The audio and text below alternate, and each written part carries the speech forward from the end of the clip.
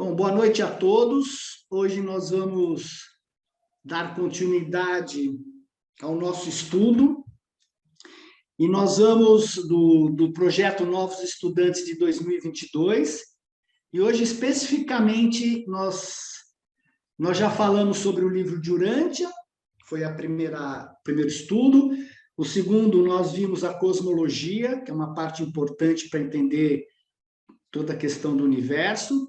O terceiro, Deus e suas manifestações.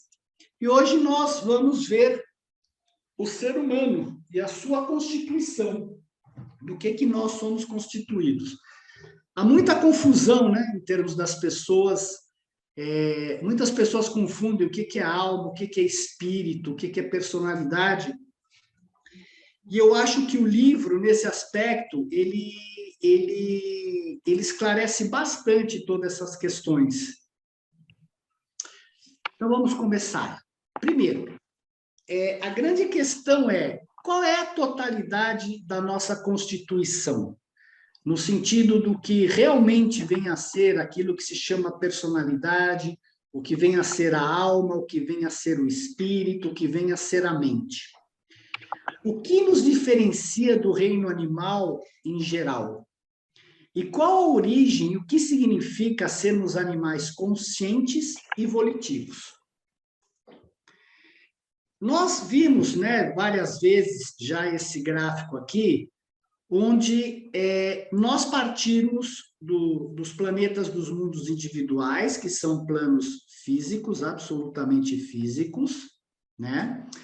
Do mundo físico, nós vamos para o mundo moroncial, que é o mundo da alma, e a alma é a intermediária entre o corpo físico e o espírito. E dali, nós nos dirigimos direto para a Avone, para o paraíso, para nos tornarmos finalitores. Esses seres, e esses seres que vêm do paraíso ou de Avona para nos educar, ensinar esses seres de origem animal, são chamados filhos de Deus ou seres descendentes. E os que partem dos planetas físicos individuais são chamados peregrinos ascendentes ou filhos de Deus ascendentes, né?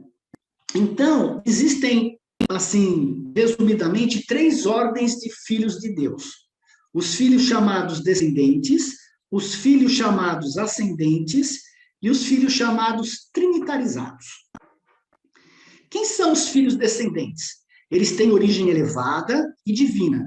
Dedicam-se à administração descendente de serviços aos mundos e sistemas do tempo e espaço, facilitando o progresso de escalada ao paraíso para as criaturas mais baixas de origem evolucionária.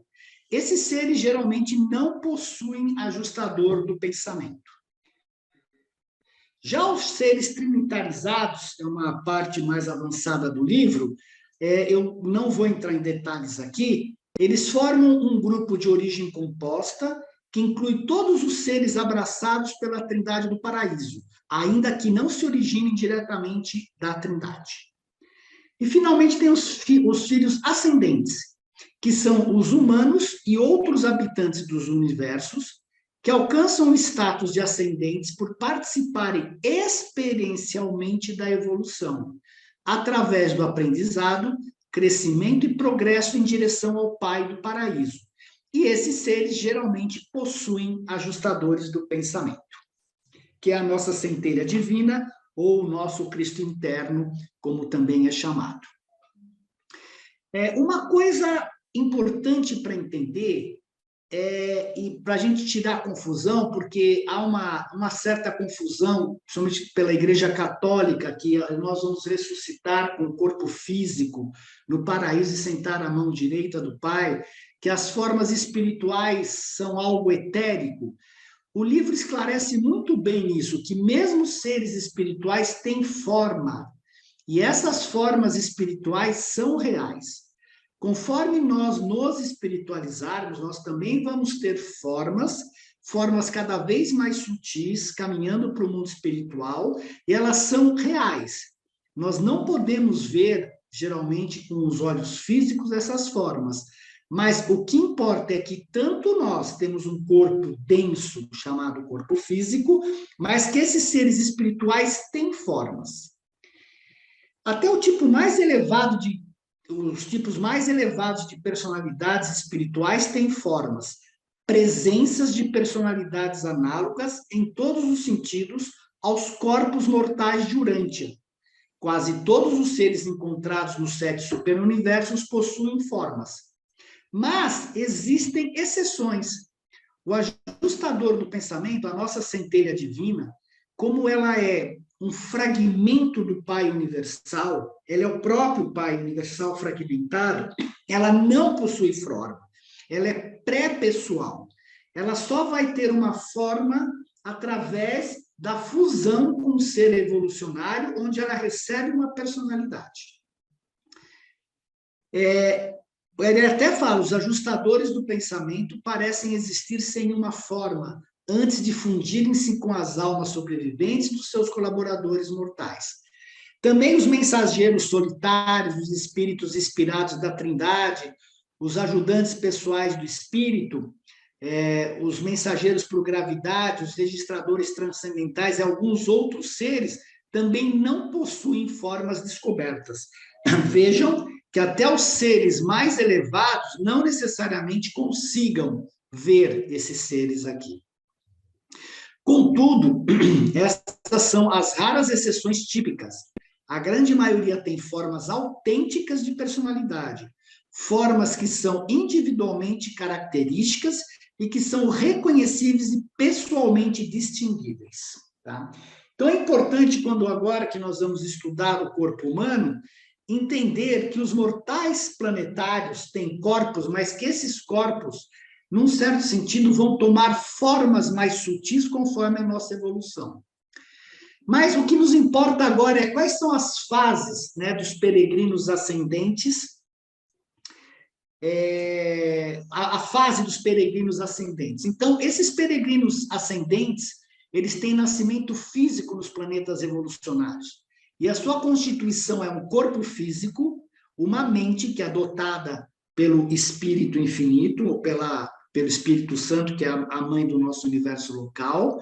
Tem um espírito, que é o ajustador do pensamento, que é dotado pelo Pai Universal, assim como uma personalidade, e esse espírito, junto a esta mente, cria a alma no ser humano, que é o seu elemento de continuidade na evolução nos planos superiores.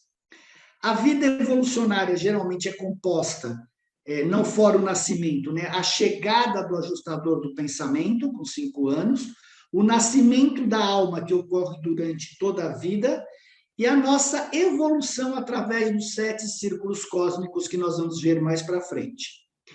E também os peregrinos, esses seres evolucionários, esses filhos de Deus ascendentes, nós temos 3 tipos de morte, que é a morte física do corpo, a morte intelectual, que é da mente, e a morte espiritual, que é da alma, quando esse peregrino não quer continuar na ascensão no universo. Muito bem. Quando a gente fala, então, que nós temos corpo, mente, espírito, alma, a questão, o livro de Urântia nos diz que na vida física, os sentidos dizem sobre a existência das coisas. A mente descobre a realidade das significações. Quando você olha para uma árvore, por exemplo, ela pode ser comestível ou não, o que você vai dar um significado para aquela árvore? Aquela árvore ela pode ser de alguma utilidade para me alimentar ou de outra utilidade para eu fazer uma casa. Então, você vai dar um significado a todos os objetos do planeta. E quem dá este significado é a mente. Mas a experiência espiritual revela ao indivíduo os verdadeiros valores da vida. O que são os valores da vida? Nós nascemos de origem animal e a nossa evolução é com base nos valores do espírito, né? Que a gente também vai ter uma palestra, um estudo especificamente sobre isso. Os mortais planetários, então, são seres de origem animal com potencial ascendente. Isso é importante, é potencial. Ninguém está salvo porque nasceu. A pessoa tem que querer ter ascender. Isto é, aqueles que possuem potencial de sobrevivência após a morte. As raças humanas de todos os mundos recebem a mesma ministração de Deus e seus coligados, e gozam da presença do Espírito em suas mentes, os ajustadores do pensamento. Veja, se todos os 7 superuniversos podem comportar 7 trilhões de planetas habitados, apesar da diferença dos padrões entre esses seres, a ministração de Deus em direção ao paraíso é a mesma para todos os planetas. Essa etapa da existência dos mortais planetários é a vida como a conhecemos, a vida no planeta de origem. Após a morte carnal, esses seres em ascensão serão reconhecidos como sobreviventes adormecidos, e nós vamos ver detalhes no nosso caminho ascensional no universo. O que vem a ser isso? Então, o que é o corpo físico?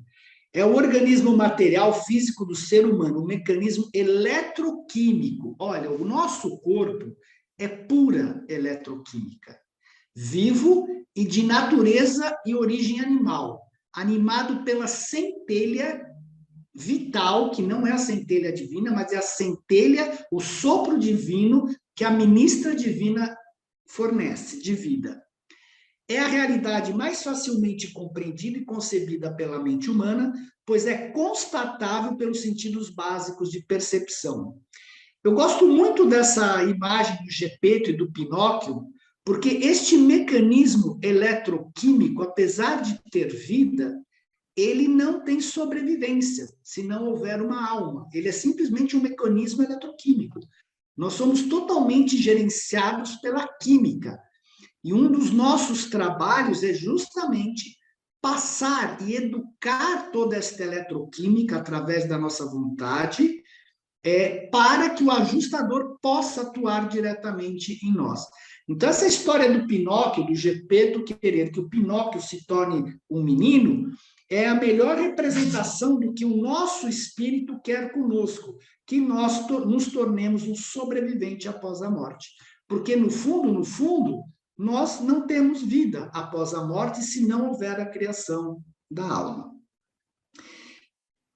E o mais interessante é que uma coisa que é muito bacana, ele fala sobre os sentidos, que os sentidos fazem parte do sistema sensorial, responsável por enviar as informações obtidas para o sistema nervoso central, que, por sua vez, através do processo de tradução, análise e processo das informações recebidas. Essas capacidades estão relacionadas com órgãos ou partes do corpo humano e correspondem às percepções do homem no mundo. Então, quando você olha essa imagem aqui, através dos sentidos, você não só consegue perceber a cor, a forma, como você consegue olhar para esse rio que passa aqui e pensar na temperatura da água. Então, a visão é um dos nossos sentidos mais completos, porque ela permite que você simule, por exemplo, o tato desta folha, porque você já pegou numa folha ou numa flor de uma árvore, né? O tato que pode ter esta parede desse prédio aqui. Então, esses sentidos é que nos permitem, e devidamente identificados pelo nosso subconsciente, a ver, olhar e participar do mundo exterior. E isso tudo é feito pela eletroquímica. E os seres humanos são dotados, em média, com 12 sentidos físicos. Isso daqui é uma coisa que o livro de Urântia nos informa, muito importante, especiais. Embora os sentidos especiais dos mortais de 3 cérebros sejam estendidos até ligeiramente além daqueles dos tipos de 1 e 2 cérebros, eles podem ver e ouvir consideravelmente muito mais do que as raças de Urântia. Aí você fala, poxa, mas 12 sentidos? Sim, os 5 sentidos, eles foram propostos por Aristóteles, e para ele todo conhecimento principia com os sentidos ou as sensações, de maneira que não há nada no intelecto que já não estivesse antes nos sentidos. Por isso que às vezes você olha alguma coisa e você demora às vezes para reconhecer, porque aquilo tem que fazer sentido para você, tem que haver um reconhecimento interno. É a partir da memória que retemos dados do mundo, sensorial, e assim criamos experiências a partir das quais estabelecemos relações entre os dados sensoriais e aquilo que está na memória. Simples, você vai num restaurante, você gosta da comida, quando você está com fome, você vai utilizar aquela experiência que você teve naquele restaurante e fala, pô, eu quero repetir aquilo lá. Então, você vai experienciando as coisas através daquilo que você tem na memória ou novas coisas que você faz. Os 5 sentidos tradicionais, você já sabe, é tato, visão, audição e paladar, e atualmente a ciência, ela está subdividindo o tato em até 8 sensações diferentes. Por isso que o livro fala 12, hoje a ciência já tem reconhecimento que há mais sensações do que as 5, que são a temperatura, dor, pressão, etc. Tá? Para você ter uma ideia disso, em 1918, o Rudolf Steiner escreveu um livro, e enquanto o livro de Urântia estava sendo ainda passado, né, para a comissão de contato, quer dizer, nem estava ainda, a comissão de contato estava de estudo, ele escreveu um livro chamado Os 12 Sentidos Humanos, em 1918, e os 7 processos vitais da vida. Então, ele fala que, primeiro, nós temos o sentido do tato, o sentido da vida, que é o sentido de nós estarmos vivos, é o sentido de que você tem uma vida que te anima. O sentido do movimento, que é quando você anda, se movimenta, todo o seu corpo se movimenta, todos os seus órgãos caminham em conjunto, isso é um sentido para ele muito interessante. O sentido do equilíbrio, o sentido do olfato, do paladar, o sentido da visão, o sentido do calor, que é diferente, esse sentido do calor, quando você consegue entender alguma coisa através do calor ou analisar alguma substância através do calor que ela emite ou que você põe para que ela emita. O sentido da audição, o sentido da palavra, que é o fato de você estar falando, o sentido de pensar, que é você sentar e pensar, você fala, eu estou pensando, isso é um sentido, e o sentido do eu, que eu sou alguma coisa, eu me reconheço como um ser. E a parte dos processos vitais, ele diz que primeiro é a respiração, que realmente é um dos processos vitais mais importantes que nós temos, do nosso aquecimento, da nutrição, da secreção, da manutenção do nosso corpo, do crescimento e da geração ou da procriação. Então, muito interessante, porque o que o livro de Urântia nos revelou em 1935, o Rudolf Steiner nos mostrou em 1918, apesar que o livro não especificou quais eram esses 12 sentidos.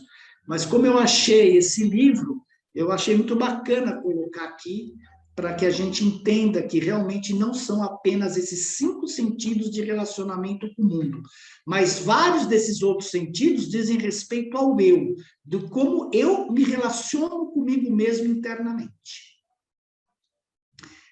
A mente, então, que é uma outra parte nossa, né? O que é a mente? É o mecanismo de pensar, perceber e sentir do ser humano.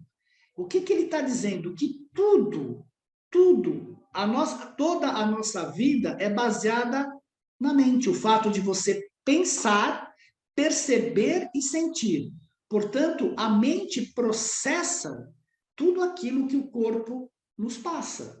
Todos os nossos chamados sentidos, a mente processa e dá um significado. Você pode ter um sentido interno, por exemplo, estou com fome, e você tem uma sensação de fome, como você pode tocar numa panela quente e falar, está quente, e imediatamente você tira o dedo da panela para não queimar esse dedo.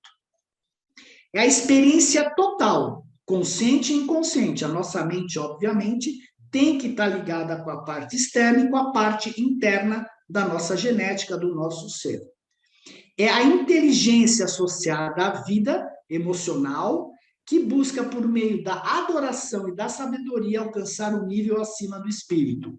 Então, é aquilo que nós já conversamos, Nós, como seres experienciais, nascemos com o corpo físico, no mundo físico, e temos o nosso próximo passo evolutivo é caminhar para o mundo moroncial, que é o mundo intermediário entre o físico e o espiritual, porque não é possível pular do físico para o espiritual, e nós vamos fazer isso através da criação da nossa alma, para então nos espiritualizarmos. Então, a inteligência associada à parte emocional, né, que busca, por meio da adoração daqueles 7 espíritos ajudantes da mente que nós vamos ver, alcançar o nível do espírito. Porque, em termos evolutivo, o nosso corpo já alcançou o máximo, no sentido de que dos símios surgiram os gêmeos, Andon e Fonta, que foram os primeiros seres volitivos. Então, qual é o próximo passo desses seres volitivos que podem tomar decisões? É justamente ir para o espiritual. É a arena na qual a personalidade humana vive, é autoconsciente, toma decisões, aceita ou rejeita Deus, escolhe a eternidade ou a destruição. Eu, quando li essa, né, quando estava lendo o livro de Urântia a primeira vez, e a gente lê essa parte aqui que fala escolhe a eternidade ou a destruição, não deixa de ser um pouco chocante, porque você pensa, com todas as crenças que tem no mundo da reencarnação, com a questão da Igreja Católica falar que você ou vai arder no inferno, que nós temos vida eterna, ou você vai sentar-se à mão direita do Pai, é muito interessante, porque isso muda completamente o nosso conceito do que é o ser vivo, que não é que a da nossa responsabilidade, que através das nossas decisões é que nós vamos escolher prosseguir ou não. E aí a questão do livre-arbítrio faz todo sentido. Por isso que a gente tem o livre-arbítrio e é essa experiência, né? Ir para o mundo espiritual ou não. A mente, embora o trabalho dos ajustadores do nosso espírito, do nosso Cristo interno, seja espiritual na sua natureza, devem eles forçosamente efetuar todo o seu trabalho com base no intelecto. Então, veja a importância da questão da mente e do pensar. A mente é o solo humano a partir do qual o monitor espiritual deve fazer a alma moroncial evoluir em cooperação com a personalidade residida por ele. Então, nós vimos o quê? Que a gente recebe o monitor, ou a nossa centelha divina do Pai Universal, recebemos a personalidade do Pai Universal e ambos, né, a personalidade com suas decisões, com a ajuda do monitor, criam a alma que vai permitir a nossa evolução. E tudo isso ocorre no campo da mente, que é doado pelo Espírito Infinito, pela terceira pessoa da Trindade, para que possa haver essa questão da evolução e de todo esse trabalho nos universos.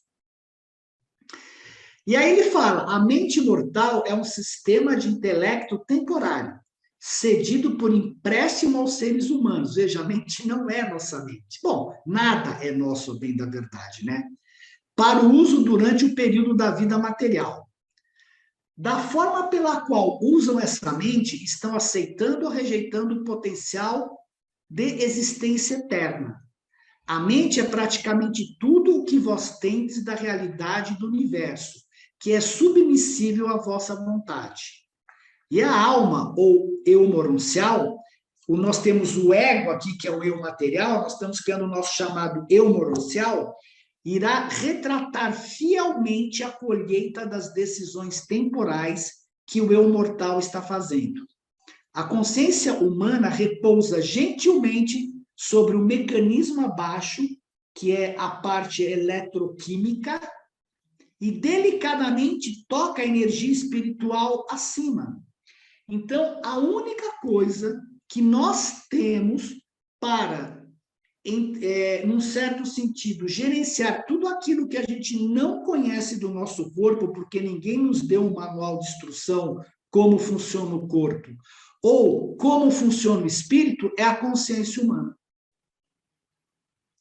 Esse é o ponto. É através da consciência humana que nós temos que educar toda esta parte eletroquímica E quem vai nos ajudar são os seres descendentes e o nosso ajustador do pensamento. Porque esse trabalho não é brincadeira. E com isso, o ajustador ganha o quê? Experiência. Experiência de trabalhar no mundo material e educar seres de origem animal até o Pai do Paraíso. E ele fala, de nenhum desses dois sistemas o ser humano encontra-se completamente consciente durante sua vida mortal. Portanto, ele deve trabalhar com a mente, da qual é consciente. E aí que eu falo, muitas vezes eu me deparo com situações, eu falo, cara, eu não sei o que está acontecendo no meu corpo, o porquê desse mal-estar, ou não sei por que essas outras coisas. Então, eu uso a minha consciência e peço ajuda ao meu ajustador. Porque eu não consigo saber tudo que ocorre no meu corpo, no ambiente. Eu não consigo saber qual é a verdadeira atuação do ajustador do pensamento naquele momento. A única coisa que eu posso fazer é pedir ajuda. Ou estudar, se for alguma coisa psicológica, tal, né? Mas, e não é tanto o que a mente compreende, mas sim o que a mente deseja compreender que assegura a sobrevivência. Não é tanto o que a mente é que se constitui na identificação com o espírito, mas o que a mente está tentando ser. E não é tanto o fato de que o homem seja consciente de Deus que o leva a ascender no universo, mas o fato de que ele aspira a Deus. O que vós sois hoje não é tão importante quanto aquilo em que vos estáis tornando dia a dia na eternidade. Isso significa que nós fomos criados à imagem e semelhança de Deus, só que nós temos que caminhar nesse sentido de nos identificarmos com o Pai Universal. É isso que ele tá querendo nos dizer aqui. Constitui a identificação com o espírito. Você sai da identificação com este corpo eletroquímico e se identifica com a alma, depois se identifica com o ajustador do pensamento e depois se identifica com o Pai Universal na hora de ser finalitor. Então, existem vários tipos de mente. Tem a mente material, que é a mente humana, a mente moroncial, que é a mente que vai ser utilizada no nosso desenvolvimento junto com a alma, né, quando a gente ressuscitar no mundo das mansões, a mente espiritual, a mente cósmica, que é relativa ao espírito mestre daquele do superuniverso que você nasceu, a mente suprema, que é a mente do ser supremo, que é o ser experiencial, é o Deus em desenvolvimento, é o Deus experiencial em criação, com base em todas as experiências dos seres humanos, e a mente última, que é Deus o último, que é a mente absoluta e infinita da terceira pessoa da Trindade. Então, existem vários tipos de mente.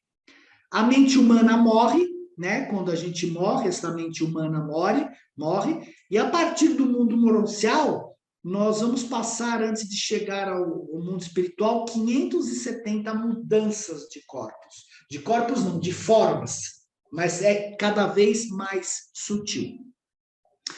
Até aqui alguma dúvida? Até aqui alguma dúvida? Tudo bem? Marcos, posso perguntar? Fala, Nelson. Querido, a escolha da eternidade ou da destruição aí que você comentou, a pessoa que se suicida, ela já fez a escolha dela? Não necessariamente, quer dizer, eu vou te responder dos termos humanos e daquilo que eu estudei e que eu acho que é porque eu não sei como é do outro lado. Mas uma pessoa que se suicida, ela não quis tirar a vida, ela quis tirar a dor. Nenhum suicida quer tirar sua vida. Ele não suporta a dor psicológica pela qual ele está passando. Esse é o ponto importante. Né? Ele não quer, por si só, tirar a vida, principalmente os jovens borderline, que são aqueles jovens que têm muita dor psicológica e que preferem se mutilar a passar pela dor psicológica. O que eles estão querendo, através da automutilação, é aliviar a dor psicológica que eles têm. Isso pode passar quando eles ficam adultos, mas ficam marcas do corpo quando eles são adolescentes. E assim todo mundo, às vezes a pessoa, eu já vi casos quando teve um creche, foi no Brasil, muitos anos atrás, o cara simplesmente subiu lá na Avenida Paulista, no último andar do prédio, porque ele perdeu todo o dinheiro dele e se jogou. Isso a gente não tem como avaliar. O que ele queria, ele não conseguiu lidar com a perda do dinheiro. Então, as pessoas não conseguem lidar com a personalidade delas, com o corpo físico, com as situações do dia a dia, elas não têm uma personalidade psicológica forte, e aí elas geralmente tiram a vida. O que acontece após, não sei, muitos espíritas falam um monte de coisa, mas eu não sei te informar mais que isso, não. Só mais uma dúvida, se me permite. Então, Lógico, Nelson. qual que é o momento, então, não sei se alma ou eu, né, que ele opta por essa decisão de querer continuar evoluindo no sentido do pai ou não? O que eu entendo é o seguinte: quando você chega no mundo das mansões, você logicamente aqui já criou uma alma, né? Se você tem uma centelhazinha, eu acho que os espíritos eles vão fazer de tudo para salvar esse ser, né? Se você já tem uma alma. Mas chega no mundo das mansões, o seu ajustador, o seu espírito, vai mostrar o seu caminho ascensional até o paraíso.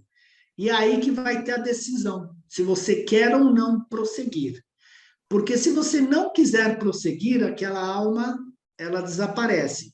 Se você quiser prosseguir, no sexto mundo das mansões, você vai se fusionar ao espírito para poder passar para o mundo espiritual. Então, no meu entendimento, a gente tem até o sexto mundo das mansões para ter essa decisão. Tem pessoas que não conseguem se fusionar no sexto, passam lá para Jerusalém, depois se fusionam de alguma forma, porque não tem como ascender no universo se você não se fusionar com o ajustador, com o filho ou com o espírito. Obrigado, Marcos. Marcos, aproveitando a deixa, essa pessoa que não deseja evolução, né, esse ser que não deseja evolução, qual é o caminho dele? Como é que pode uma pessoa decidir por não evoluir e desaparecer? Ela não é que ela desaparece, é aquela alma que foi construída, ela some. Então, a pessoa não tem como ir, mas aquela personalidade que é a pessoa, que é que é a dádiva de Deus, ela se integra ao Ser Supremo. Ela é integrada ao Ser Supremo. Mas a personalidade, a possibilidade dela de evoluir não tem. Aquela personalidade, ela fica como que potencial. Ela ela vai para o Ser Supremo e o que vai acontecer com ela, a gente não sabe. Mas ela vai fazer parte, porque a personalidade, por ser uma dádiva de Deus, ela não pode ser destruída. Pois é, essa que era uma dúvida. Ela não pode. Quem é destruída é a alma. Porque a única coisa em movimento entre o espírito e a personalidade é a alma. É a única que cresce. E isso vai eternamente, ela que vai crescendo. Tanto o espírito quanto a personalidade doada pelo Pai são imutáveis. Então, a alma, ela seria na morôncia. Depois que passa a morôncia, seria chamado de espírito. Não. Quando você está na morôncia,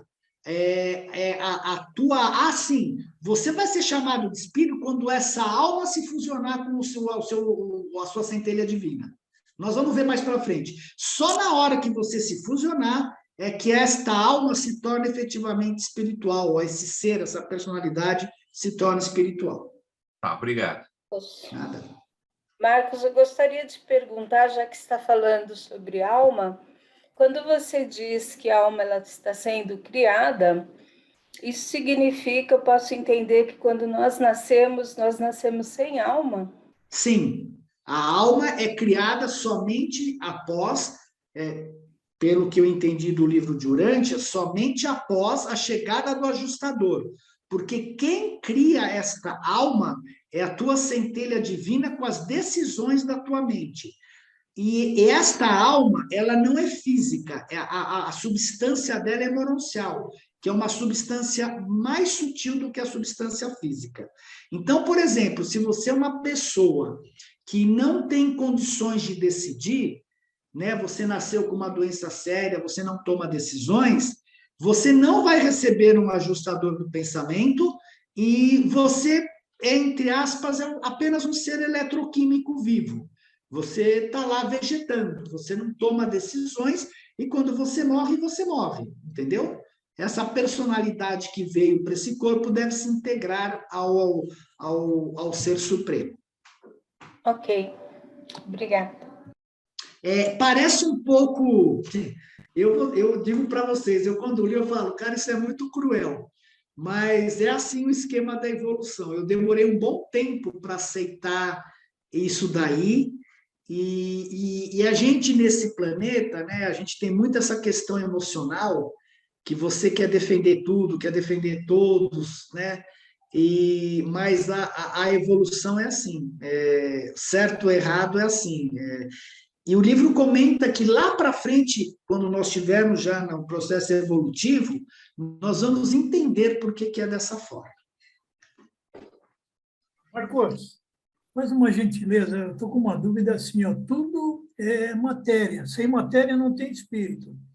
Lá nas Morôncias, vive-se, tem que ter matéria, as nossas esferas, enfim, tudo isso é matéria e espírito. Então, lembra que eu li lá... É espírito, lá Deus não, é espírito, não é matéria. Tudo é matéria. Moacir, tudo é matéria no universo. Sim. Só que ela é de densidade diferente, é mais sutil. Tá, mas se nós formos analisar hoje, pessoalmente, aí, né, o ser humano, as galáxias e tal, esse mundo infinito material, quando você fala desses mundos moronciais e tal, você está falando desse universo ou de um outro universo? Desse universo. Quando você sai... Mas ele é material. Lógico, só que de uma vibração mais elevada. Não é matéria tão densa como essa que você está aqui. É uma vibração mais elevada, cada vez mais sutil. O universo todo, ele é composto por níveis vibratórios. Então, quanto menos o átomo vibra, mais denso ele fica. Você vai ter uma matéria sutil. Se você pegar o vapor, ele não é mais sutil do que a água? Ele não tem a mesma densidade, não é a densidade, mas ele não tem a mesma característica da água. Ele é água, mas ele é mais sutil, tanto é que ele pode evaporar e subir. A água não, o gelo afunda na água. Existem planetas que são de gases, né? Isso, exatamente. Tudo que nós conhecemos no universo, as galáxias, nós só temos ideia delas, temos visto por meio de aparelhos, né? Mas essa matéria densa... Ela só tem nos mundos evolucionários. Mesmo sendo gases, ela é matéria. E daí eu vejo a matéria e o espírito. Deus é um espírito sobre a matéria. Todo esse universo. Não, eu entendo o seguinte, são fases vibratórias da mesma energia. Por exemplo, quando você puder aumentar a mesa que está aí na tua frente milhões de vezes, você vai ver que não tem matéria física, são átomos. São apenas átomos. Você que quando toca, o teu tato dá a impressão que é matéria física. Mas, na bem da verdade, ela não é matéria física, é átomo. Porque ela está no estado denso. Aí, se ela vai sutilizando, isto que é. Por isso que ele fala que até os seres espirituais têm formas. Eles também têm formas, mas que não é tão densa como a nossa. Entendeu? Muito bem, obrigado. Nada, deixa eu continuar aqui. Bom, falei dos tipos de mente, né? Nós vimos na semana passada também, eu só vou repetir aqui porque isso daqui é importante, que isso daqui faz parte da nossa Constituição, que são os espíritos ajudantes da mente, que são os instrutores do subconsciente. Então, esses espíritos, que não são espíritos, mas são circuitos, né? Eles são fornecidos para a gente pelo espírito materno do universo local, e é aquilo que eu comentei, tem o espírito da intuição, que está ligado no mundo animal, instinto animal, o espírito da compreensão, que é a coordenação do conhecimento e associação de ideias, o espírito da coragem, o espírito do conhecimento e o espírito do conselho. E todos esses 5 primeiros espíritos são tanto dos seres humanos quanto dos animais. Durante a nossa evolução, esses espíritos foram desenvolvidos no reino animal, para que quando eles estivessem já plenamente desenvolvidos, chegassem os primeiros seres humanos, eles recebessem o espírito da adoração, que é o instinto espiritual, que é o impulso religioso, e o espírito da sabedoria, que coordena todos esses outros aqui. Tá? Então, veja que nós somos uma máquina, como ele fala, eletroquímica, e que tem esses circuitos dentro da gente para nos impulsionar, irmos para cima. E os espíritos que nos diferenciam dos animais é o espírito da adoração, o surgimento na consciência animal de potenciais supra-animais para a percepção da realidade. O instinto humano primordial na direção da deidade, que obviamente vai te dar a parte religiosa, que você querer buscar coisas além da matéria. Nós temos o ajudante da sabedoria, que é a tendência para dirigir a adoração para canais mais elevados de expressão, e na direção de conceitos sempre em expansão da realidade da deidade. Obviamente que a gente vê esse espírito aqui distorcido, é uma base desse espírito é as pessoas adorarem cantores, time de futebol. Isso é o começo dela querer depois fazer uma adoração superior, né? Por isso que você tem todo mundo adorando jogador de futebol, cantor, querendo ídolos, querendo seres. Mais cedo ou mais tarde, esses seres vão despertar para uma adoração superior do próprio espírito. E o Espírito Santo. Essa é a dotação inicial da supramente, aparece em todas as personalidades humanas de boa fé. Essa administração, para uma mente que almeja a adoração e que deseja a sabedoria, cria a capacidade da autorrealização dentro do postulado da sobrevivência humana. Quando um ser humano fala, poxa, eu me sinto realizado, né, de alguma experiência da parte espiritual, que quer que seja, quem está ajudando a ter esta autorrealização que é importante a gente ter como ser humano é o Espírito Santo. Então, esta autorrealização é tanto no seu conceito teológico, na parte de Deus, da busca de Deus, quanto como uma experiência real da personalidade na sua vida. Pode ser um casamento, pode ser que você conseguiu um grande feito no mundo, por exemplo, trouxe uma invenção que ajudou milhares de pessoas, milhões de pessoas. Então, o Espírito Santo está nos ajudando a ter esta autorrealização dentro da própria humanidade, assim como na parte teológica. Então, é isto daqui que nos diferencia do mundo animal. Marcos, Oi, só Estela. uma coisa. Eu penso assim, que isso aí que tu falaste de jogador de futebol, isso aí para mim é idolatria. Está muito longe de ser essa adoração aí que eles falam, que é uma coisa que é uma coisa que o nosso ajustador do pensamento faz na gente, despertar para isso. Mas se você lembrar, no começo da religião da humanidade, eles tinham medo de trovão. Foi o medo de trovão, o medo do tempo que fez, e depois dos espíritos, que fez com que eles despertassem para o superior. Eu imagino, Estela, que essa idolatria, mais cedo ou mais tarde, vai te dar a semente para a adoração. Porque você venera alguém, você adora alguém. Entendeu? Isso, no fundo, é uma distorção, porque você não sabe ainda de Deus, das coisas todas. Do mesmo modo que os povos primitivos, eles adoravam, tinham medo e adoravam espíritos, tudo mais. Aquilo foi impulso da religião. Essa é a minha visão, posso estar enganado. Falta de conhecimento deles, né? Isto, porque o impulso está lá. Agora, você pode usar esse impulso para o lado bom ou para o lado ruim. Por exemplo, Mas depois que veio o Espírito da Verdade, depois que veio o ajustador em todos, isso vai acabar. aí é difícil, por isso que eu vejo mais como uma idolatria. Pode ser, mas a gente tem que ver que nós temos seres humanos em todos os níveis evolutivos no planeta, né? Você tem tribos ainda hoje que não tem essa consciência toda. Mas pode ser uma idolatria que pode ser a precursora da adoração. Legal sua observação, porque, né?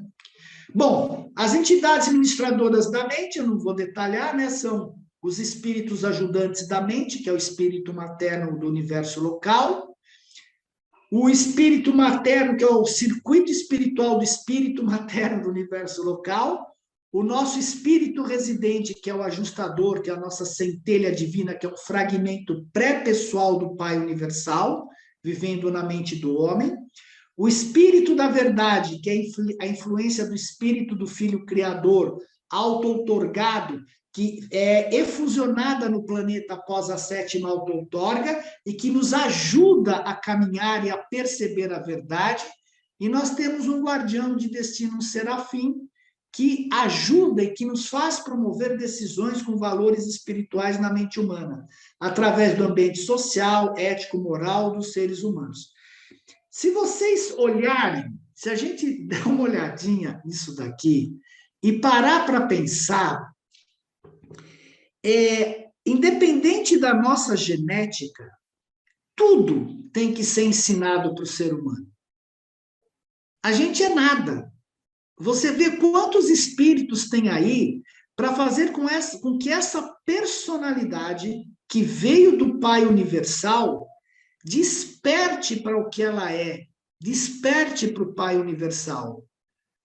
Olha quanto ajudante da mente, quantos seres estão trabalhando, quantos circuitos tem para que desperte em nós essa questão da adoração. Então, são circuitos, pessoal. A gente olha a nossa realidade, realmente, quando se fala que a gente não tem existência real, é uma verdade. É que nem se fôssemos robôs, que nem a gente tem a robótica hoje, você liga na tomada, ele funciona daquele jeito que foi programado.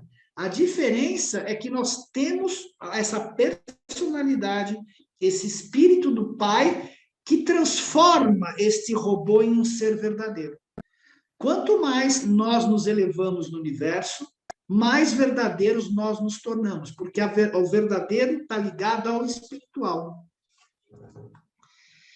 É interessante observar isso, né? Tira muito do nosso orgulho. E o ajustador, e a mais bela representação disso está na Capela Sistina. Porque se você pensar Michelangelo, quando ele pintou este quadro, olha que interessante, esses daqui são os ajudantes da mente, aqui você tem o ajustador do pensamento, aqui você tem o homem com o dedo para baixo e Deus esticado, porque isso significa o livre-arbítrio, né? E olha a representação do nosso cérebro, que naquela época, que eu saiba, as pessoas nunca não tinham ideia disso. Olha como ele representa direitinho a parte límbica e tudo do cérebro aqui, dentro da Capela Sistina. Cara, isso daqui é o próprio esquema evolutivo. Em apenas um quadro, você tem todo o esquema evolutivo aqui dentro. Bárbaro isso daqui. De uma genialidade incrível, ele obviamente deve ter tido uma visão para poder fazer uma coisa tão perfeita dessa maneira, né? Tão incrível. Bom, e o que nos diferencia dos animais? Primeiro é a autoconsciência. Se você perguntar, nós somos o único ser onde você pode dizer assim, eu sou consciente que sou consciente. Você não fala eu sou consciente. Eu tenho consciência de ter uma consciência. Isso é incrível. É autoconsciência. Senso do humor. Nunca ninguém viu um cachorro ou um gato rindo, um animal rindo, né? Memória retroativa e profética. Os elefantes podem ter ótima memória, mas a gente tem uma memória além disso daqui, onde a gente pode usar esta memória de forma diferente. Habilidade de imitação, nós temos os chamados neurônios espelhos dentro de nós, que faz essa habilidade da imitação é muito interessante, porque ela que faz com que você entenda o que o outro está te falando, o que o outro está fazendo. Você vê alguém comendo, esses neurônios espelhos, eles espelham aquela imagem dentro da gente, da nossa mente, e você vê a comida. E aí você pode até salivar por ver. Foi assim que eles descobriram. No laboratório na Itália, tinha os macacos lá cheios de sensores, e quando o estagiário entrou, os sensores começaram, com sorvete, chupando um sorvete, os sensores começaram a apitar. E aí que eles foram descobrir que havia esses chamados neurônios espelhos, que espelham naquilo na nossa mente e que causam reação. Habilidade de abstração, aprender uma nova verdade a partir de uma verdade conhecida, isso está ligado ao circuito da mente. O que significa isso? Se você vê uma pessoa dando um pulo, tentando pular um precipício, você já sabe o risco que você corre. Você, com a mente, pode decidir, eu quero ou não pular aquilo lá, eu sei que eu posso cair. O animal só aprende pulando. Nós aprendemos por pensar e observar. Dons constitutivos da mente, que é o espírito da sabedoria, o espírito da adoração, o Espírito Santo. A personalidade, que é uma dádiva de Deus. O ajustador do pensamento e o espírito da verdade, que está localizado no nosso coração, para a gente poder distinguir a verdade. Bom, daqui nós vimos toda essa questão do ajustador, continua aqui. É o espírito divino que reside na mente do homem, tá? Só que não é a mente física. Ele não é uma personalidade verdadeira, ele é uma realidade verdadeira da ordem mais pura conhecida no universo, é a presença divina. A única realidade verdadeira do universo é o Pai universal. Ele é verdadeiramente real, porque tudo parte dele. O ajustador, como criatura, é pré-pessoal, tem pré-mente e pré-vontade. Então, o que esse ajustador aqui, que está antropomorfizado, né, um homem, o que ele busca nesse ser humano aqui? Ele busca a personalidade, que é o complemento dele dado pelo Pai universal. É isso que esse ajustador está buscando aqui. Ele quer elevar esse ser humano que tem alma, para que esta alma se fusione com ele e ele ganha a personalidade dela. Aí ele se torna não mais pré-pessoal, mas pessoal. Está destinado a transformar-se em uma parte da personalidade da criatura mortal, quando esta alcançar a sobrevivência para a sua alma. Se este ajustador, se esta criatura mortal não quiser continuar a evolução, este ajustador guarda com ele toda a experiência desse ser. E esta personalidade vai para o ser supremo. Mas quem tem toda a experiência de todos os seres por quais ele passou e não quiseram a fusão, é o ajustador do pensamento. Não se deve considerar que os ajustadores vivam no cérebro material dos seres humanos. Eles não são parte orgânica das criaturas físicas dos reinos. Por quê? Porque o ajustador, por ser divino e infinito, ele não pode estar dentro da matéria, ele está na supramente, que é onde pode acomodá-lo. O ajustador do pensamento pode ser visualizado mais apropriadamente como residindo na mente mortal do homem, do que existindo dentro dos confins de um único órgão físico, né, no cérebro. E o ajustador, indiretamente e sem ser reconhecido, comunica-se constantemente com o seu sujeito humano, especialmente durante as experiências sublimes de contato adorador da mente para com o espírito na supraconsciência, é onde reside o ajustador. Quando o livro nos diz isso, ele está dizendo, é por isso que se faz yoga, é por isso que a gente reza, é por isso que a gente procura ficar em silêncio, porque a nossa mente é extremamente barulhenta. Pelo nosso próprio processo de memória, a mente é barulhenta. Por que a mente é barulhenta? Porque nós temos uma energia psíquica que o tempo inteiro está lendo os nossos arquivos de memória e nos dando pensamentos. Se não fosse essa leitura constante dos nossos arquivos de memória, nós não saberíamos quem nós somos a todo instante. Isso é tão verdade que quando aquela cientista de Harvard, ela teve o AVC e inundou todo o lado do cérebro dela, ela não se reconhecia mais como um corpo humano. Então, depois de muito tempo, quando ela, após ser operada, tudo, ela voltou a se reconhecer como um corpo humano, ela se via como luz, e depois de 6 anos ela começou a ver o corpo físico dela novamente. Então, é isso que ele está dizendo lá. Fala, Moacir. Eu queria só complementar, não, desculpe, falar sobre nossas emoções, né? Você veja a influência que tem as nossas emoções, claro, com o que nós absorvemos da vida, né? Mas a emoção é uma coisa que vai bater exatamente com, talvez, eu estou entendendo dessa forma, né? Eu estou bem agora, mas eu posso, nesse exato momento, me lembrar, né? A minha memória fez eu retornar por uma palavra sua, e essa minha emoção me transformar. Então, mas aí, Moacir, tem uma coisa interessante. A emoção, ela tem por base, ela tem como impulso os nossos sentidos. Quer seja um sentido externo ou um sentido interno, ou essa leitura da memória que lê algum trauma que você teve na infância e te causa uma emoção. O importante é que o que nos importa, a emoção é puramente química, mas o sentimento é algo que a alma percebe, e ele é um significado da emoção. E o nosso ajustador trabalha através do sentimento. Esse é o ponto. O nosso sentimento é algo mais elevado. Você sente, é diferente da emoção. A emoção é uma reação. É uma reação. O sentimento é algo que pode te dar um bem-estar, como pode te falar, cara, tem coisa errada aqui. E isso vem de um nível superior. Então, você interpreta aquilo lá. Por exemplo, quando uma criança chora, ela tanto pode estar com dor, como ela pode estar com fome. Uma mãe que está efetivamente conectada ao filho, ela consegue perceber se aquilo é fome ou dor. Quando ela chega para o filho e fala, meu filho, você está com fome? Só um minutinho que eu vou te dar de mamar.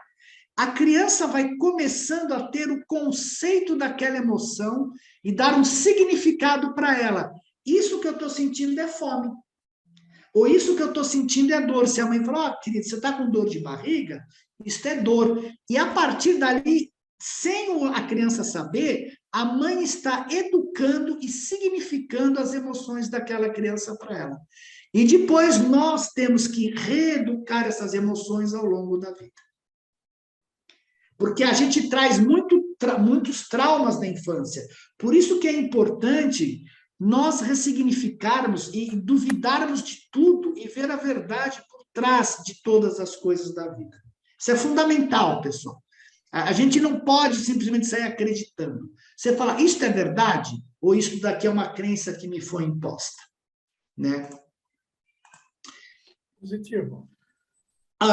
Qual é a missão dos ajustadores junto aos mortais? Representar o Pai universal, trazer a alma à existência, elevar a mente e a alma aos níveis espirituais da perfeição, trabalhar com a mente humana, alimentando-a com os valores espirituais. Está aqui, ó. É o Pinóquio de madeira, com o grilo falante que vai orientando ele para os valores espirituais. Para o quê? Para que este Pinóquio, né, este ser humano, realmente se torne real através da alma e da fusão com o espírito. No caso do Gepeto, simbolicamente, é o menino de madeira se tornar ser humano. No nosso caso evolucionário, é a nossa alma, esta personalidade se identificar com o ajustador, com o nosso ser divino, e se tornar divino através da evolução. Esse desenho é bárbaro, isso daqui representa o nosso processo evolutivo, né? Então, a missão do ajustador é assistir na evolução da alma imortal e na sobrevivência eterna, na nossa sobrevivência eterna. E por que temos ajustador? Essa é a grande pergunta.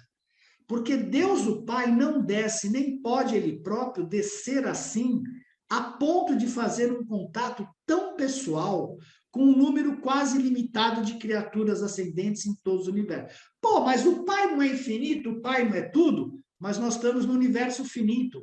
Como vai o Pai caber dentro, o infinito caber dentro do finito? Não dá. Por isso que ele manda um fragmento dele. Ainda que Deus, o Pai, não possa estar convosco por meio de uma manifestação direta de personalidade, ele está em vós, sendo parte de vós na identidade dos ajustadores do pensamento residente. Assim, pois, o Pai, que é o mais afastado de vós em personalidade e em espírito, aproxima-se o mais perto de vós por meio do circuito da personalidade e no toque espiritual de comunhão interior com as vossas próprias almas de filhos e filhas mortais deles.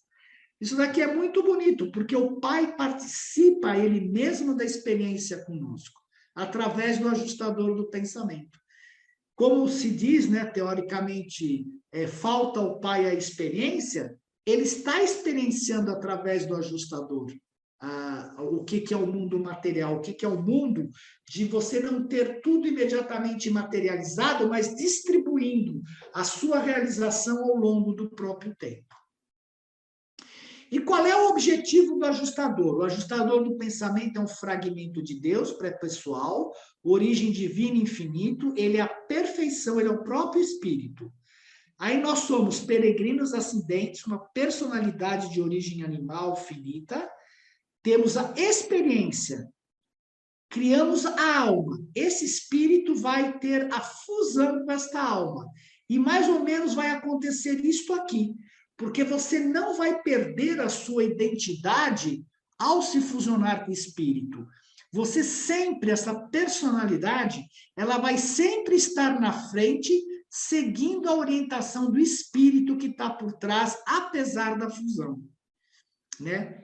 Então, os ajustadores tornam-se personalizados, quando, através da fusão com a alma ou de algum serviço especial, recebem uma personalidade, que é o que o Pai quer, criar o seu corpo experiencial, ter a personalidade no universo. Uma parte. A alma. O que é a alma? Que é outro nosso componente. É a parte do homem que reflete o eu, que discerne a verdade e percebe a parte espiritual do homem e para sempre que eleva o ser humano acima do nível do mundo animal. Percebe a parte espiritual do homem. Como ela pode perceber a parte espiritual do homem? Porque ela é uma construção do espírito junto com a mente. Se não tivesse elementos espirituais nesta alma, nós não conseguiríamos perceber o espírito. A autoconsciência em si, por si mesma, não é a alma. Características, né, da alma: escolha moral, realização espiritual, capacidade de conhecer a Deus e o impulso de ser como Ele. Porque é esse o nosso objetivo, de nos tornarmos sede perfeitos como o Pai, de nos espelharmos no Pai universal. A consciência moral é a verdadeira autorrealização humana e constitui o fundamento da alma humana. E a alma é aquela parte do homem que representa o valor de sobrevivência potencial para a experiência humana, que é tudo que a gente vem falando até agora.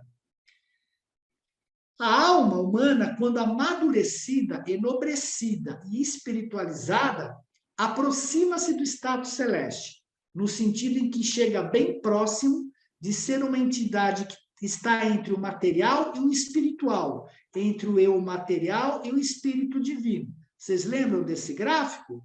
Está aqui. O ajustador, junto com a mente física, cria o quê? A alma. Então, este é o caminho para que se chegue ao espírito. Como eu sempre falo, não se pula direto do domínio físico para o espiritual sem passar pelo domínio mononcial.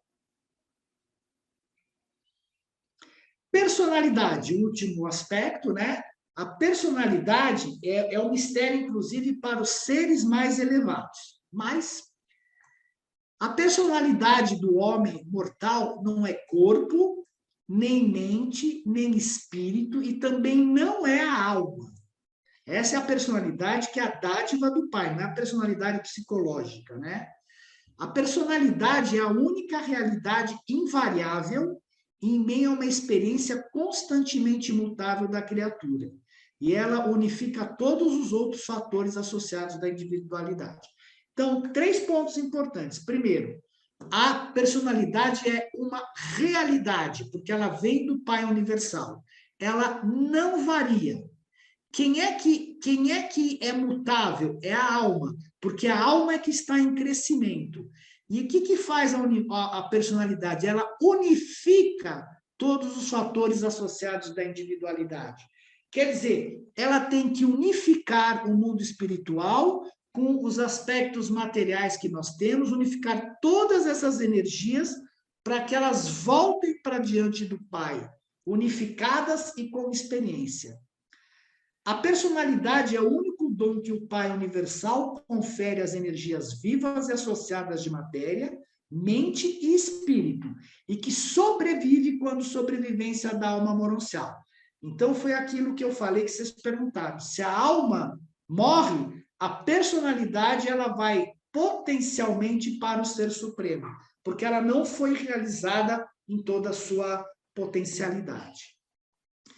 A sobrevivência da identidade depende da sobrevivência da alma imortal. Então, a gente vai projetar a nossa identidade no corpo, porque quando a gente nasce e vai crescendo, você pensa que você é o corpo físico, mas nós temos que projetar essa identidade na alma depois, porque a gente fica mais próximo do ajustador, de status moroncial, cujo valor divino é crescente. A identidade da personalidade sobrevive por meio da sobrevivência da alma e na própria alma. A personalidade, o dom único de natureza original otorgado pelo Pai Universal, antecede a outorga do ajustador e independe desse. Tem uma enorme discussão no grupo entre as pessoas que hora chega a personalidade, se é no nascimento ou se é na hora da concepção, né? A gente não tem a resposta para isso, muitas pessoas acham que é na hora da concepção, outras pessoas acham que é na hora do nascimento que chega a personalidade.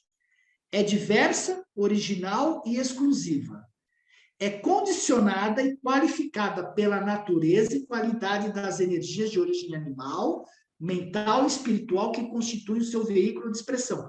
É óbvio, a personalidade, por mais potencial que ela tenha, ela está absolutamente sujeita à origem dela, da onde ela nasceu, qual genética ela veio, qual educação ela teve, que constitui o seu veículo de expressão. Para aqueles que conhecem, você tem para mergulhar grandes profundidades, você tem aquele equipamento de ferro, que é o escafandro, né? Quando você está lá dentro, mergulhando dentro do mar, quem te limita lá dentro é o escafandro. Ele limita, é que nem se fosse uma armadura de ferro, esse corpo que limita a expressão da personalidade. Depende de que material é feito, depende da sua origem, depende da quantidade de movimento. Então, por isso que a personalidade ela é sempre condicionada aonde ela nasceu, pelo corpo de origem animal que ela nasceu. Marcos, Oi. Bem no que tu estás falando, eu tenho uma certa dificuldade em diferenciar a personalidade da personalidade psicológica. A personalidade psicológica está relacionada a todas as suas crenças e carga genética que você recebeu. Você acredita em Deus por você ou porque te falaram quando criança? Você, por exemplo, indo para um exemplo extremo, você não bebe porque é uma coisa sua ou porque você não quer? Você entende? Você pode, através da herança genética, você pode adquirir certas características que são da sua herança genética e que não necessariamente sejam de você verdadeiramente, mas que o teu subconsciente, devido àquela herança genética, faz você seguir. por isso que eu falo, tem que questionar. Então, né? é como se A questão é, a grande pergunta que nós temos que nos fazer é: quem sou eu? Quem verdadeiramente sou eu? Eu sou esse corpo físico? Não, porque eu continuo aqui, eu posso estar dormindo e o corpo está lá. Eu sou meus pensamentos? Não, porque meus pensamentos mudam o tempo todo. E eu observo meus pensamentos, eu sou observador dos meus pensamentos. Eu sou as minhas emoções? Também não, porque eu posso observar as emoções e elas mudam o tempo inteiro. Então, o que está por trás de tudo isso? Essa é a pergunta. A minha personalidade, esse dádiva do Pai, ela está identificada com o corpo. Eu tenho que começar a desidentificar do corpo e jogar essa projeção na alma, em Deus.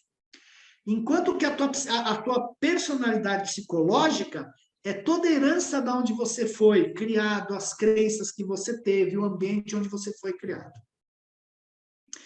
É isso o melhor que eu posso te responder. Eu também não tenho certeza de tudo isso, mas eu consigo diferenciar dessa forma. Há uma diferença entre o ego, que é esse serzinho, o ego inferior, que precisa comer, precisa ser alimentado, que está ligado ao corpo, que tem um monte de medo, que tem todas essas emoções. Isso é o nosso psicológico, daquilo que você tem como potencial para vencer tudo isso. Tá bem, tá bem. Ô, Marcos. Não sei se eu respondi direito, cara, mas eu não consegui elaborar isso muito mais, não, porque eu acho importante, mais cedo ou mais tarde, um dia descobrir quem verdadeiramente sou eu. Essa é a grande pergunta que a gente deveria fazer todo dia. O que sou eu? Quem sou eu por trás de todo esse mecanismo? É a personalidade. Tá bom, a gente sabe que é a personalidade desse pai, mas verdadeiramente a gente não tem o contato com ela, a consciência. Você sabe que é a mesma coisa, você tem consciência de Deus, mas se você não teve uma experiência de Deus, você não sabe o que é Deus. Então a gente tem que ter experiência de saber quem realmente nós somos. Marcos, Oi. Você tocou num assunto aí que eu venho pensando muito também quando se fala em personalidade, que é a carga genética. Será se essa personalidade não vem para complementar a carga genética que a gente tem? Não, Que dependendo dos genes que a gente tem, de formato que a gente vai ser, ele coloca uma personalidade para complementar isso? Não sei te responder, Israel, mas eu penso que a carga genética, e por isso que o livro fala muito de eugenia, a carga genética, quanto melhor a genética, melhor você vai ter a sua evolução, porque ela vai te ajudar a ir em direção a Deus. Quanto pior a genética, vai acontecer o que você está vendo no nosso mundo. Não precisa nem ir longe, é só olhar para o mundo e você vê esta genética não tratada, o que acontece. É por isso que essa parte da eugenia, dessa evolução genética, ela ocorre nos primórdios da evolução, com os seres se matando e sempre os melhores, os mais adaptáveis sobrevivendo. Quando chega numa parte evolutiva como a nossa hoje, numa humanidade como a nossa, com toda essa questão emocional, você falar de eugenia, de melhoria genética, é muito difícil. E tem mais. Essa questão genética é tão séria que o próprio Jesus comenta, eu já falei isso várias vezes, que muitos dos nossos problemas são relativos à genética. Os problemas que a gente tem. Porque você tem que consertar a genética e evoluir a genética para os teus ascendentes. Esse é o ponto. É o que eu sempre comparo. Por isso que eu gosto da constelação familiar do Bert Hellinger, porque ela dá um bom exemplo disso. Eu comparo a genética a uma carroça. Quando você nasceu, você recebeu uma carroça, que é a tua genética, você não tem o que fazer. Ela pode estar sem roda, ela pode estar sem uma parte, ela pode estar sem o puxador. Você, durante a vida, você vai melhorar esta carroça, colocar nela os elementos divinos, colocar nela os valores superiores. Por exemplo, se você recebeu uma carroça genética que tem a tendência à bebida e você não bebe, você transcende isso, você já vai passar essa transcendência para a tua próxima geração. que pode não ter mais aquela tendência à promiscuidade, à bebida ou o que quer que seja. Por isso que a questão de quanto melhor a genética, melhor a raça, quanto pior a genética, pior. E no mundo quando se chega em Luz e Vida, a primeira coisa que eles fazem é fazer uma limpeza genética bastante forte lá, né? Então, a genética, cara, ela influi muito e a nossa dor, cara, eu vi isso em muitas constelações, essa questão genética. Se é verdade ou não, não sei, mas eu participei, vi e já vi que funciona, né? Mas é dolorido, essa questão genética. Bom, obrigado. Marco? Bom, a presença do ajustador aumenta a manifestação qualitativa da personalidade. Quer dizer, a presença do ajustador, ela vai ajudar, se você quiser, estiver, a realmente passar aquela história de que a fé move montanhas, a conseguir passar por tudo isso e poder se expressar e se realizar. Porque é muito importante o ser humano se realizar como ser humano. Nós vimos logo atrás lá, né? Então, o ajustador, se você, a presença dele, ele pode ajudar você a passar por essas limitações que a gente herdou para poder fazer um trabalho de cunho espiritual e se realizar como ser humano. E ela é caracterizada pela moralidade, a consciência da relatividade no relacionamento com as outras pessoas. Isso daqui é muito importante, é a questão da moralidade. É a grande parte da nossa evolução. Se você olhar o mundo, num certo sentido, ele está com a moralidade extremamente baixa. É uma permissividade a drogas, a promiscuidade, a tudo excessiva. Então, você consegue destruir um povo onde você põe a moralidade para baixo, as drogas, a promiscuidade, você destrói qualquer povo facilmente, se não tiver alguém muito forte de personalidade que consiga passar por isso. E discerne níveis de conduta e opta discriminadamente entre eles. Isto daqui é que nos faz com que o ajustador crie a nossa alma. Você discerne os níveis de conduta e opta entre o bem ou o mal. É isso a função da personalidade, né? E a personalidade é única, absolutamente única. É única no tempo e no espaço, é única na eternidade e no paraíso, é única quando auto-outorgada, é única durante a cada momento da existência, é única em relação a Deus. O livro comenta que não importa o quanto você se transforme até chegar a finalitor, você vai ter uma transformação gigantesca. Você vai ser sempre reconhecido por aquela personalidade dotada por Deus. Ela é conferida a qualquer sistema vivo de energias, que eu já falei isso, é relativamente criador ou co-criadora, porque ela cria a sua própria realidade com base nas decisões. Ela vai decidir se quer ou não continuar. Quando conferida a criaturas materiais evolucionárias, leva o espírito a esforçar-se pela mestria sobre a matéria e energia, por meio da mediação da mente. Então, está aqui o que é a evolução proposta pelo Pai, né? Ele confere a personalidade, confere o espírito dele, e ninguém no universo sabe direito o que é a personalidade, mas o espírito vai atrás desta personalidade. Ele quer a personalidade e faz a mestria sobre a matéria e energia por meio da mediação da mente. Então, no fundo, o que o espírito quer é pegar esta matéria que está aqui densa e transformar e levar de volta para o paraíso. Isso daqui é a experiência. A personalidade é imutável na presença da mudança, o ajustador e a personalidade são imutáveis. A relação entre eles na alma não é nada senão a mudança de evolução contínua. Sem essas mudanças, se essas mudanças cessassem, a alma cessaria.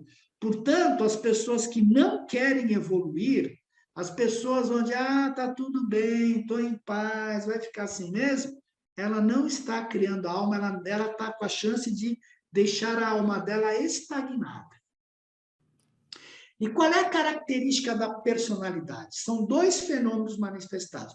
Primeiro, a autoconsciência, que a gente conversou, que consiste no discernimento intelectual da realidade, de personalidade, capacidade de reconhecer a realidade de outras personalidades. Por isso que o Pai se personaliza no Filho Eterno, porque é a partir do Filho que a gente chega ao Pai, porque o Pai, ele não é uma personalidade absoluta, o Filho é a personalidade absoluta. Indica uma capacidade individualizada para experiência dentro das realidades cósmicas. Denota o reconhecimento da administração da mente e a compreensão da independência relativa do livre-arbítrio criativo e determinativo. Olha que essa personalidade que tem toda essa capacidade. E o livre-arbítrio, né? É ela que vai decidir a decisão moral, que é a sabedoria mais elevada, a escolha espiritual, que é o discernimento da verdade, o amor altruísta, que é o serviço fraterno, a cooperação voluntária, que é a lealdade grupal, o discernimento cósmico, que é a apreensão dos significados do universo, na dedicação da personalidade, a devoção de fazer a vontade do Pai de todo o coração, na adoração, a busca sincera dos valores divinos e o amor irrestrito ao divino doador de valores. Veja, uma coisa interessante é que a personalidade, ela se projeta na matéria mais densa possível, quer dizer, ela tem a identidade no corpo material. Ela tem que aprender de todo o desenvolvimento material a tomar decisões morais, a reconhecer a verdade espiritual, a desenvolver a partir do ego, do egoísmo, o serviço fraterno. Olha todo o desenvolvimento nosso. Na cooperação voluntária com o grupo, porque nesses 7 superuniversos, o nosso grande trabalho é aprender a trabalhar grupalmente.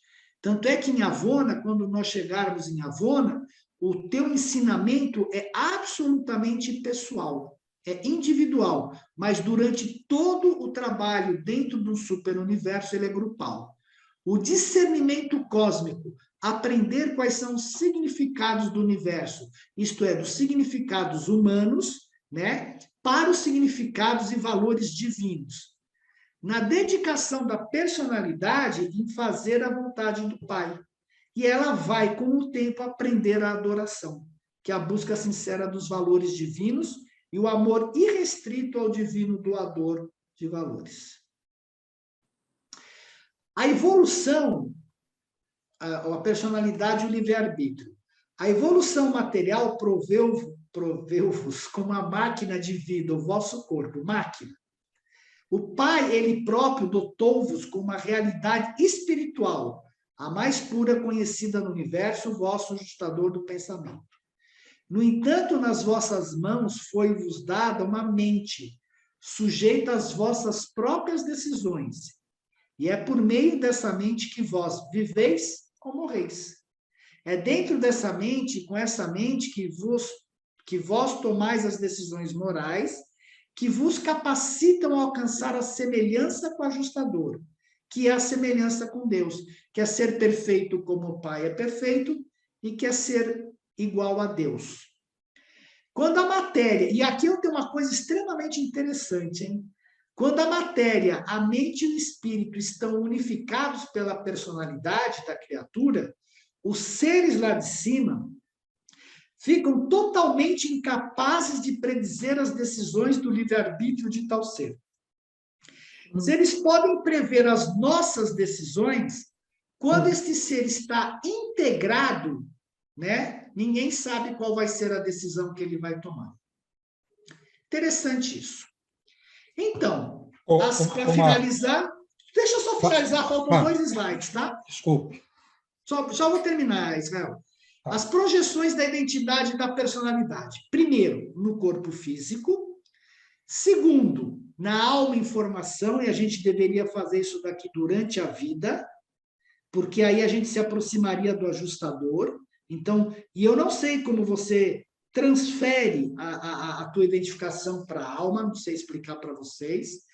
Depois, na fusão com o espírito, essa personalidade vai projetar a sua identidade no ajustador do pensamento, e na fusão, ela projeta a identidade no Pai Universal. Então, ela é semelhante ao Pai Universal. Ela se espelha no Pai Universal.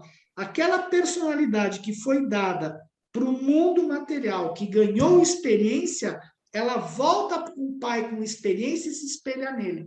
É a história do filho pródigo. É a história do filho pródigo. Ele sai para o mundo e volta para o pai, só que com a experiência da evolucionária. Bom, sumarizando, então, é o espírito, né, que é o ajustador do pensamento. O espírito eterno e perfeito que reside em nós e que fomenta valores espirituais. É inatamente eterno e infinito. É um fragmento pré-pessoal, consciente do Pai Universal. É o potencial para a continuidade da existência da personalidade humana, independente da sobrevivência da alma. O que é a mente? É um mecanismo, isso é um circuito, né? Que nem nós temos circuito elétrico em casa, tudo é um circuito intermediador e individualizado, emprestado da mente cósmica, para que a gente possa tomar as decisões. A mente percebe a identidade, que é o eu, o mundo à sua volta, a relação entre ambos e percebe Deus. A mente material morre com o corpo físico, né? A personalidade, a individualidade, a qualidade cósmica única conferida a nós, meu ser total. É quem faz o discernimento e escolha de valores, a protagonista evolucionária. É a origem da volição, do livre-arbítrio. É originalmente eterna, mas a sua sobrevivência como identidade humana depende da sobrevivência da alma. A alma, que é a criação do ajustador mais a mente, é o ego moroncial. Nós temos um ego material, a alma é o ego moroncial. A identidade com potencial de sobrevivência, que é formada pelos valores espirituais discernidos, compreendidos e desejados. É uma aquisição experiencial tecida pelo espírito e pela mente. A sua constituição é moroncial. Por isso que a gente não vê a alma, porque ela tem uma constituição moroncial. O que é moroncial? É mais sutil do que o físico material que a gente vive. O que é o ego material? É a identidade temporária formada por causas antecedentes. O que é causas antecedentes? Nossa genética, nossa memória, mais a autoconsciência. O caráter é a qualidade do ego material. O ego material morre com o corpo. O ego material usa a capacidade volitiva da personalidade através da mente material. Corpo físico, o veículo para a movimentação e experiência no mundo físico. Tem demandas biológicas, é formado com base na genética. Não sei porque eu repeti. A centelha vital, e aqui é importante que nada disso daqui tem a ver com a vida. A vida é um sopro divino da ministra divina. É a centelha, esta centelha é o fator do plasma vivo que torna padrões de matéria física inerte em matéria viva. É a mesma coisa que você ligar um robô na eletricidade. A eletricidade é que torna ele vivo. Esta sopro divino é que nos torna vivo. É quem anima os corpos. É suprida pelo espírito mãe do universo local. Quando a energia da centelha vital se esvai, o corpo físico morre. Prontinho, acabou, pessoal.